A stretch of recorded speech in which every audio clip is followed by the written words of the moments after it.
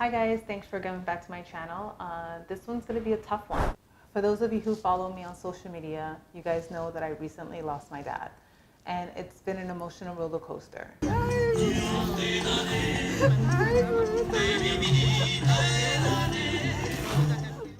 I'm just getting through it, but this is something I really want to talk about in the hopes to help you or someone who is going through the stages of grief. The last few years, I have gone through it all. Loss of job, relationships where I was engaged, and I felt like I lost my identity, and just recently I lost my dad. Here are my top 4 tips to getting through grief and recovery, whether it's a job, relationship, identity, or losing a loved one. Tip number 1, give yourself permission to feel your feelings and don't suppress your emotions. No one should tell you how you should feel. I have been in countless situations where I've had family or friends just kind of tell me, you're going to do better, or you're better off without this person, or you're going to get through this emotion, your dad was better off, he's not hurting no more. No one understands what you're feeling except you, and you have to honor your feelings.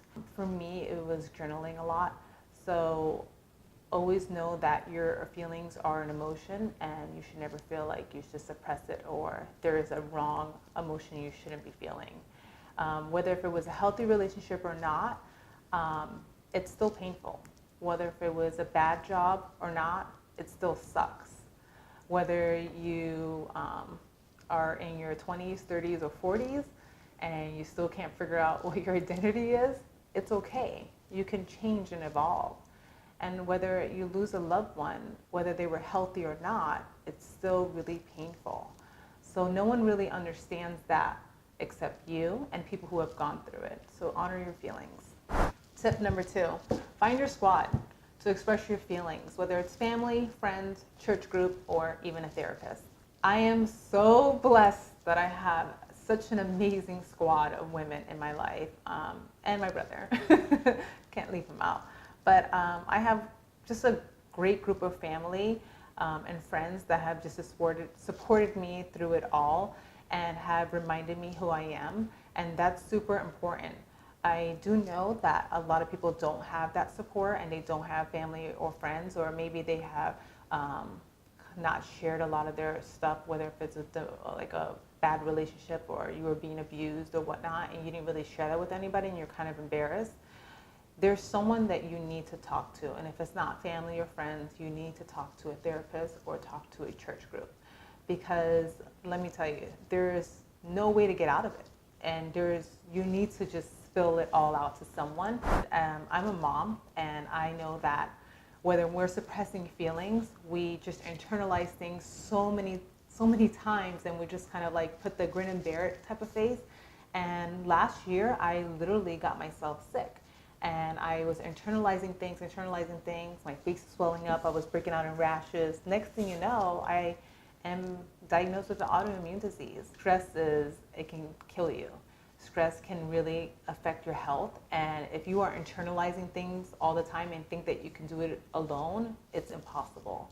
You need support, you need one person who you can talk to, and that's gonna really get you through these tough times. 3, have an outlet to express your feelings. Mine was working out. Your guns, strength, Shira. Mine is also journaling. Mine is also painting. Mine is also photography. Mine is organizing. I have found like tons of things that I've been finding as an outlet to just let out emotions. And they vary on days.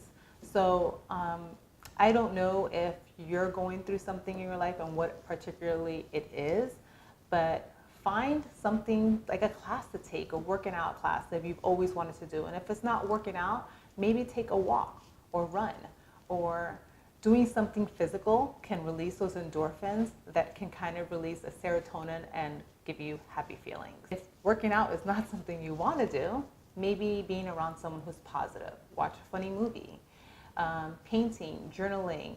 Journaling has helped me a lot, and actually, sharing and being transparent to you guys on social media on the things that I've gone through has been actually really therapeutic to me. Not many people would do it. It takes a lot of bravery to do it, but it actually is a recovery stage for me. Painting is actually really fun. Sometimes I go take my daughter to a pottery place and we'll paint. I actually like adult coloring. It just gets my mind off everything, and I am coloring in between the lines, and there's nothing else that matters. If it's guiltless, reality TV show. Find something that you're able to just zone out outside of your day-to-day life. And that's going to really help you just focus on making you happy.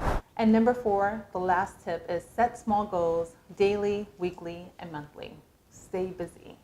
This is my favorite tip of all, and I remember my sister telling me this tip the first time I had my heart broken, the first time I lost my job, the first time I got into a little fender bender.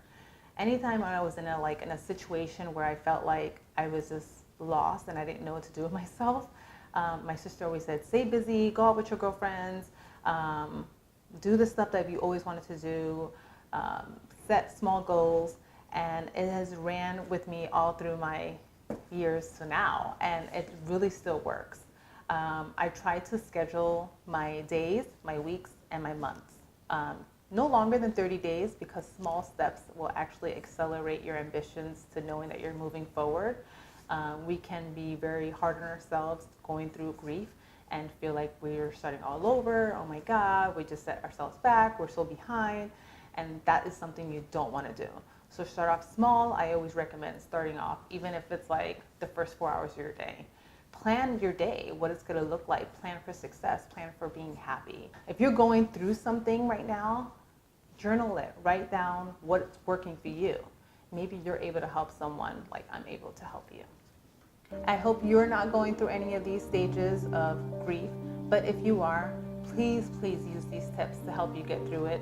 If you like these tips, please make sure to comment, subscribe, give me thumbs up, and until next time.